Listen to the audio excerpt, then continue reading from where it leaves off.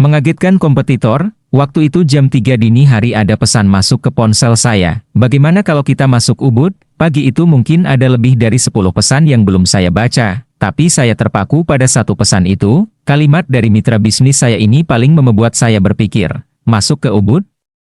Cukup mengenyangkan, di Bali, jika akan membangun bisnis properti maka permainannya harus terkalkulasi, setiap senti bangunan harus dipikirkan, setiap langkah kecil berjalan harus ditimbang dengan saksama. Bagi saya sendiri masuk ke Bali bukan hal yang menakutkan, malah sebaliknya sangat menarik. Walau banyak orang berpendapat bahwa di Bali sudah saturated, jenuh, kelebihan kamar atau apapun komentarnya.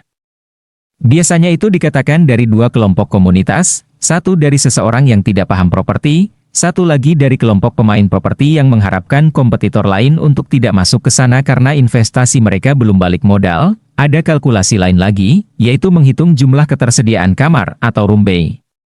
Saat ini di Bali ada sekitar 45.000 kamar dengan 900-an jumlah hotel berbagai kategori bintang sampai melati, dan jika ditambah yang lagi konstruksi atau perencanaan pembangunan maka nantinya jumlah kamar tersedia bisa mencapai 55.000 room, sebuah angka yang luar biasa banyaknya untuk ukuran ketersediaan kamar hotel di sebuah wilayah di Indonesia tentunya. Namun, ini masih jauh jika membandingkan langsung head-to-head dengan sebuah kota misalnya Las Vegas. Ada 150.000 kamar hotel hanya di kota itu sendiri. Atau di Rio de Janeiro, ada lebih 0,000 kamar hotel tersedia di sana dan masih bertumbuh.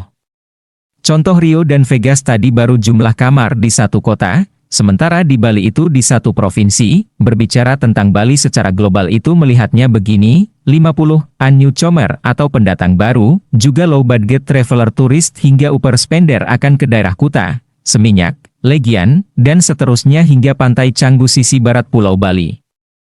Masih di bawah tanah lot, bahkan tidak sampai Tabanan, lalu sekitar 10 hingga 15% akan ke selatan, Jimbaran, Nusa Dua, Uluwatu, Pecatu, dan seluruh sisi selatan yang gersang berbatu gamping di daerah Ungasan seterusnya. Ini biasanya mereka yang akan menikmati keindahan fasilitas hotel berbintang 4 dan 5. Nama Bulgari, Ayana, Banyantre adalah pemain-pemain properti yang dihormati dan mereka terus membangun di banyak tempat di Bali. Bahkan beberapa waktu lalu sahabat saya berencana membangun hotel bermitra dengan anak Donald Trump di daerah Pecatu dengan nama Trump Resort. Cukup mengejutkan pemain lokal jika pemain dunia properti mogul seperti Trump atau Taipan Lika Ashing dari Hong Kong bermain properti di Bali.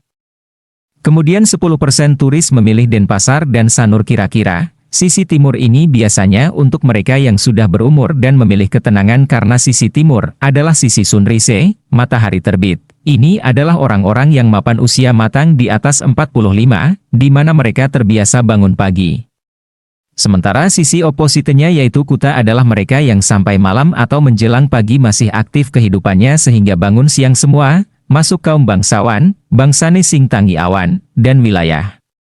Terakhir yang secara global mendapatkan 10 hingga 15% pendatang adalah daerah Ubud. Di Mountain Resort Ubud ini masih terbagi dua lagi, di mana 80% akan ke daerah sentral Pasar Sukoati hingga Museum Blanco.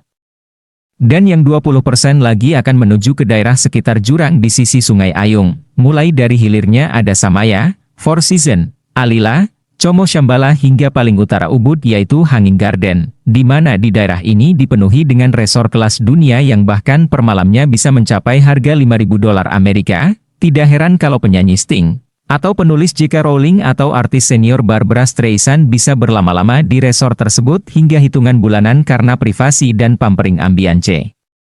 Pelayanan bintang 5 sangatlah spesial. Pemandangannya eksotis, suasananya pedesaan asri, layanan dan fasilitasnya kelas dunia. Bali sendiri merupakan sebuah lokasi yang sulit dicari tandingannya di dunia ini karena memiliki banyak faktor pendukung yang holistik, yang sekali lagi tanpa lawan. Secara adat istiadat dan kesukuan, orang Bali asli rumahnya tidak memiliki pintu.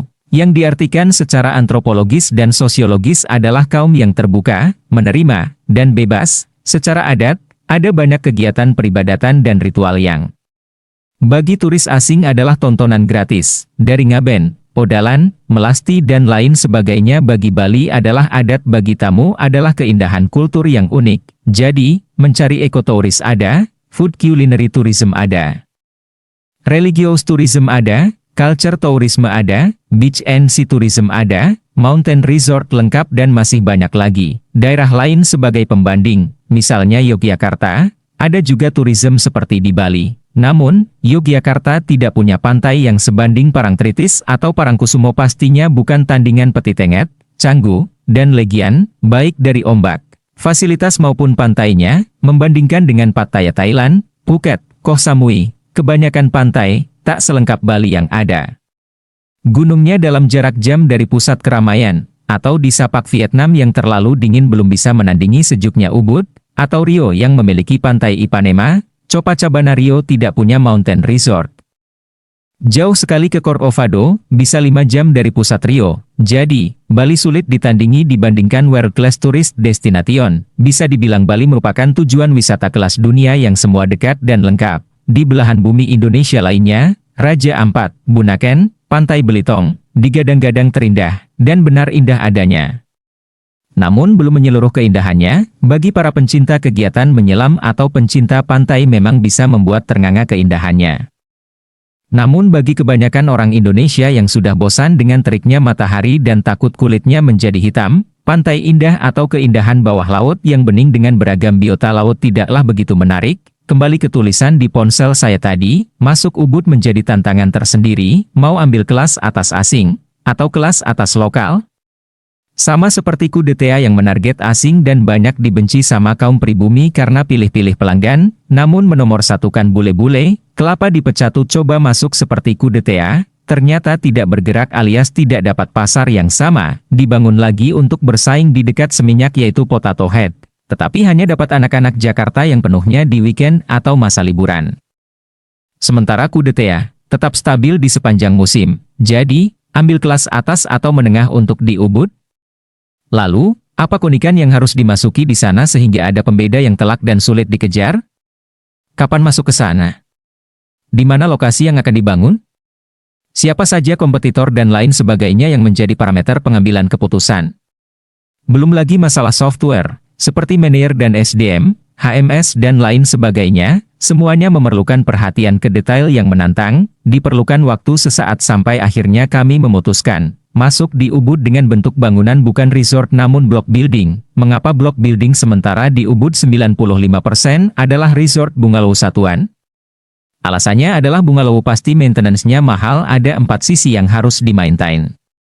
Ada landscape yang luas, ada SDM yang lebih banyak dan investasi yang tinggi, maka block building lebih murah dalam membangun dan memeliharanya sehingga bisa memberikan harga setengah dari bungalow resort. Bahkan harga menginapnya target hanya 1/4 dari harga kisaran resort Ubud milik kompetitor lainnya. Maka langsung kami mendesain bangunan dan sekarang sudah jadi. Kami manfaatkan topografi layout kontur tanah secara maksimal, dan kamu membangun dengan cepat sehingga mengagetkan kompetitor. Terlebih lagi harusnya sulit dikompete setidaknya hingga pinjaman ban kembali. Lalu yang menjadi perenungan saya saat ini adalah menentukan timing masuknya kapan. Karena hal itu merupakan seni perang bisnis tersendiri.